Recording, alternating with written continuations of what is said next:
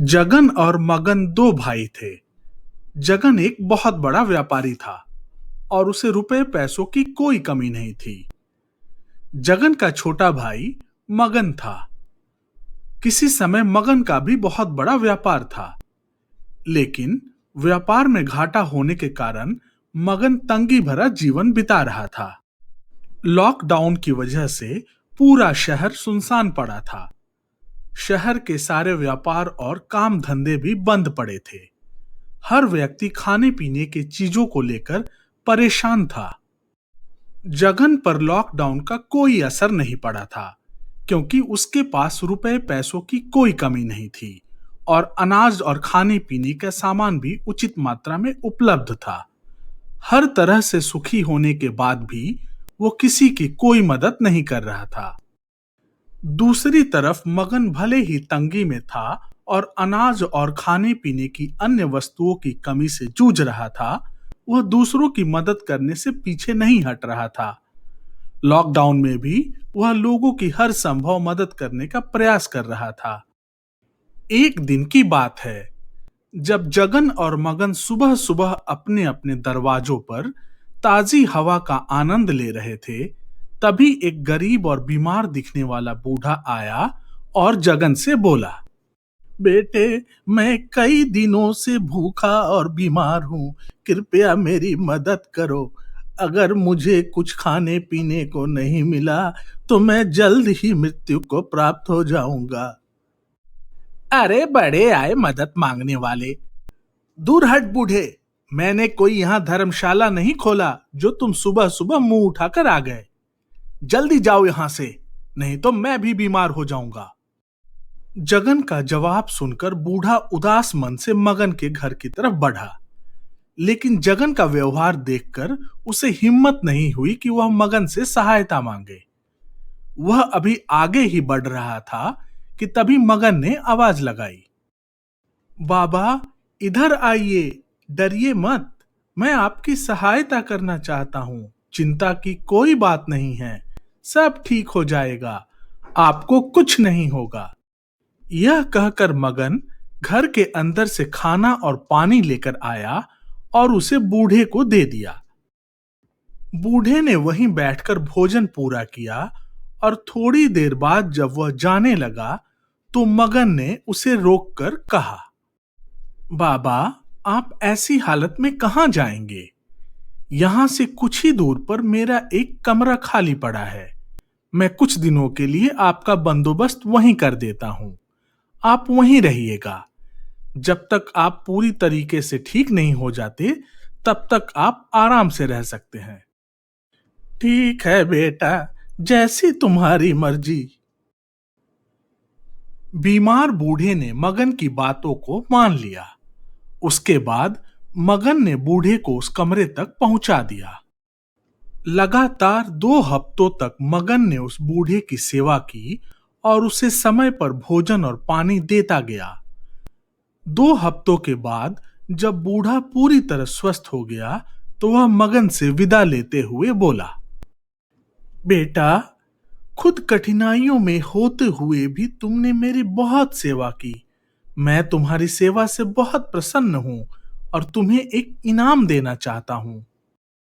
यह कहकर बूढ़े ने मगन को एक मास्क देते हुए कहा, यह एक जादुई मास्क है। इसे लगाकर तुम जो भी खाने पीने की वस्तु मांगोगे वह तुम्हें मिल जाएगी। साथ ही यह तुम्हें और तुम्हारे परिवार वालों को हर तरह की बीमारियों से बचाकर भी रखेगी। लेकिन ध्यान रहे, इसका उपयोग तुम कभी भी पैसे कमाने में और दूसरे को सताने में नहीं करोगे, अन्यथा परिणाम बहुत घातक होंगे। जादुई मास्क पाकर मगन बहुत खुश हुआ और घर आकर उसने अपनी बीवी और बच्चे से उस मास्क के बारे में बताया। सभी मास्क के बारे में सुनकर बहुत खुश हुए। उसके बाद मगन ने मास्क की सच्चाई परखने के लिए कुछ खाने की मांग की। हे जादुई मास्क, हमारे लिए कुछ खाने की व्यवस्था करो। इतना कहना था कि मास्क ने पलक झपकते ही उनके सामने स्वादिष्ट व्यंजनों का ढेर लगा दिया। इसका मतलब ये है कि बाबा जी ने सही कहा था। इस जादुई मास्क से हमें अब खाने पीने की कोई कमी नहीं रहेगी। लेकिन हमें इसका फायदा सिर्फ अपने तक ही सीमित नहीं रखना चाहिए, क्योंकि इस समय पूरा देश और समाज कठिनाइयों से गुजर रहा है। उसके अगले दिन ही उसने अपने घर के बाहर एक बोर्ड लगा दिया, जिस पर लिखा था, यहां जरूरतमंदों को सुबह शाम मुफ्त भोजन कराया जाता है। मुफ्त भोजन की बात जल्द ही पूरे शहर में फैल गई। लॉकडाउन के नियमों का पालन करते हुए लोग वहां आते और खा पी कर चले जाते। ऐसा ही कुछ दिन चलता रहा। जगन हर दिन यह सब आश्चर्य से देखता था। आखिर मुझे यह समझ नहीं आ रहा कि इस भिखारी मगन के पास इतने पैसे कैसे आ गए कि वो इतने सारे लोगों को भोजन कराने लगा। कहीं इसने कोई गैरकानूनी काम शुरू तो नहीं कर दिया। कहीं तो कुछ गड़बड़ है। फिर उसी दिन शाम को जगन मगन के घर गया। अरे भाई मगन, कैसे हो? बहुत दिनों से देख रहा हूं तुम इतने बड़े पुण्य का काम कर रहे हो। काश ये सब मैं भी कर पाता, लेकिन मेरे पास तो इतने पैसे ही नहीं हैं। अरे जगन भैया, ये सब तो मैं भी नहीं कर पाता अगर वो जादुई मास्क नहीं होता। फिर मगन ने जगन को सारी बातें विस्तार से बता दी।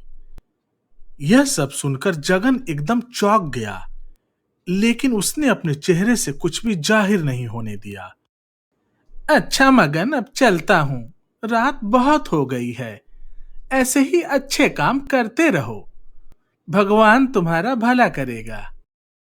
घर वापस आकर जगन पूरी रात इसी सोच में डूबा रहा कि वह कैसे मगन से वो जादुई मास्क हथियाए।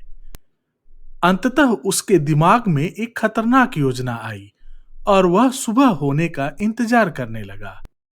अगली सुबह जब लोग मगन के घर से खाना खाकर चले गए, तब जगन उसके घर पहुंचा और बोला, मगन, मेरे पास कुछ लोगों के फोन आए थे। वे लोग भूखे प्यासे शहर के बाहर फंसे हुए हैं। मुझे लगता है कि हमें वहां चलकर उनकी मदद करनी चाहिए। यह सुनकर मगन उनकी मदद को तुरंत तैयार हो गया और फिर वे दोनों उस जगह के लिए निकल पड़े। चलते चलते वे शहर के बाहर एक सुनसान इलाके में पहुंचे। यहां तो कोई नहीं है। लगता है हमें पहुंचने में बहुत देर हो गई, इसलिए वे सब यहां से चले गए। अरे छोटे, कोई होगा तब तो जाएगा। अब आया ऊंट पहाड़ के नीचे। इतना कहकर जगन ने पिस्तौल निकाल ली। खबरदार, कोई चालाकी दिखाने की कोशिश मत करना, वरना मुझसे बुरा कोई नहीं होगा। अरे अरे, आप ये क्या कर रहे हैं? मैं तो आपका छोटा भाई हूं। छोटे भाई हो इसलिए तो जिंदा छोड़ रहा हूं, नहीं तो जान से मार देता। अब जल्दी से वो जादुई मास्क मेरे हवाले कर दो। इसके पहले कि मगन उस बूढ़े बाबा के शर्त के बारे में बता पाता, जादुई मास्क मिलने के बाद जगन ने मगन को बांधकर एक पुराने कमरे में बंद कर दिया और वापस अपने घर आ गया। घर पहुंचकर उसने जादुई मास्क पहना और प्रार्थना की, हे जादुई मास्क, मुझे ढेर सारे स्वादिष्ट व्यंजन चाहिए।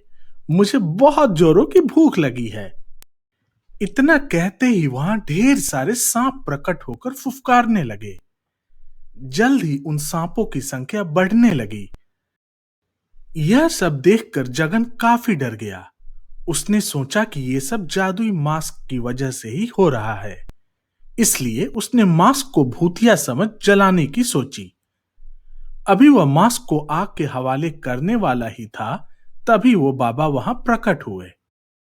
रुक जा नीच इंसान, अगर तूने ऐसी गलती की तो तेरा सर्वनाश हो जाएगा। तू इस मास्क का हकदार नहीं है। अगर अपनी सलामती चाहता है तो मास्क को वापस मगन को लौटा दे, नहीं तो अगले 2 घंटे में तेरा नाश हो जाएगा। इतना सुनते ही वह भागा भागा उस जगह पर पहुंचा जहां उसने मगन को बांध कर रखा था। मुझे माफ कर दो भाई, मैं लालच में अंधा हो गया था। मास्क वापस पाकर मगन बहुत खुश हुआ और उसने बूढ़े बाबा को मन ही मन धन्यवाद दिया और फिर अगले दिन से वह फिर से लोगों की भलाई में लग गया।